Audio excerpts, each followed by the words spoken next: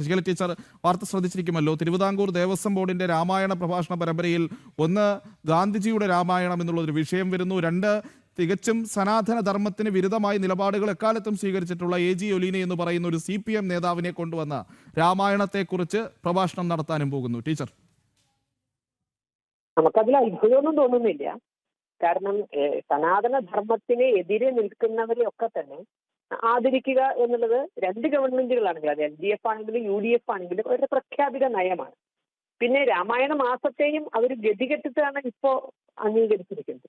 സനാതന ധർമ്മവുമായി ബന്ധപ്പെട്ട് ധാർമ്മികമായ ചിന്തകൾ അതിനേറെ ബുദ്ധിമുട്ടുകളുടെ കർക്കിടക മാസത്തിൽ സമാജത്തിൽ എത്തണം എന്ന താല്പര്യത്തോടുകൂടി കർക്കിടകത്തെ രാമായണ മാസമായി ഹൈന്ദവ സംഘടനകളുടെ അത്യധ്വാനത്തോടെ തന്നെയാണ് സമാജം അത് ഉൾക്കൊണ്ടിരിക്കുന്നത്.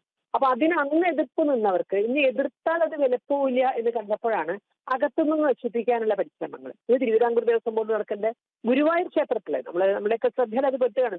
ഗുരുവായൂർ ക്ഷേത്രത്തിലെ അത്തരത്തിൽ വെൽഫെയർ പാർട്ടിയുടെ ഒരു നേതാവിന് ഗുരുവായൂർ ക്ഷേത്രത്തിലെ നമ്മൾ ചിന്തിക്കണം, അവിടെയൊക്കെ 5 മിനിറ്റെങ്കിലും സംസാരിക്കാൻ ഓരോ പ്രഭാഷകരും ആഗ്രഹിച്ചിരിക്കണാവും.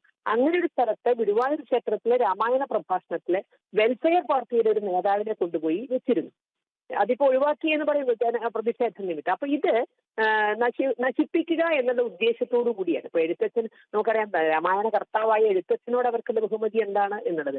എഴുത്തച്ഛനുമായി ബന്ധപ്പെട്ട കേന്ദ്രങ്ങളിൽ പോലും നടക്കുന്ന സെമിനാറുകളും സിമ്പോസിയങ്ങളും അല്ലെങ്കിൽ ചർച്ചകളും ഒക്കെ തന്നെ രാമായണത്തിന്റെ ഭക്തി എന്ന വികാരം ഒഴിവാക്കിക്കൊണ്ടാണ്. രാമായണത്തിലെ ധർമ്മമോ രാമായണത്തിലെ ഭക്തിയോ ഇതിനെന്തിനുമാണ് രാമായണത്തിന് പ്രാധാന്യം കൊടുത്തിരിക്കുന്നത്.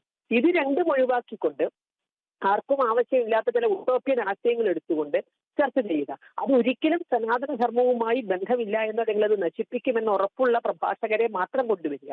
ഇതൊക്കെ കാലങ്ങളായി ഇവര് കളിക്കുന്ന കളിയാണ്. നമുക്ക് പറയാനുള്ള ഒന്നാണ്, ഇതിപ്പോ പറയുന്നത് ജൻസികളുടെ കാലഘട്ടമാണെന്നുള്ളൂ. അതുകൊണ്ട് അടവൊന്ന് മാറ്റി പിടിക്കണം എന്നാ പറയാനുള്ളത്. ഈ അടവ് കൊണ്ടൊന്നും രാമായണത്തിനൊന്നും പറ്റിയില്ല, രാമധർമ്മത്തിനും ഒന്നും പറ്റിയില്ല, രാമായണ ചിന്തകൾക്കൊന്നും പറ്റിയില്ല. രാമായണത്തിന് കൂടുതൽ കൂടുതൽ കൂടുതൽ പ്രചാരം കിട്ടുക ചെയ്തത്. ഇന്ന് മലയാളത്തിൽ ഏറ്റവും കൂടുതൽ വിൽക്കപ്പെടുന്ന കൃതി എന്നുള്ള ആ റെക്കോർഡ് രാമായണത്തിന് തന്നെയാണ്. അപ്പൊ ഇത്തരം എല്ലാ അടവും, വില കുറഞ്ഞ എല്ലാ അടവും കളിച്ചിട്ടും അതിനെയൊക്കെ അതിജീവിച്ച് നിൽക്കുന്നെങ്കിൽ രാമായണം കാലത്തിന് വേണ്ടുന്ന കൃതിയാണ്.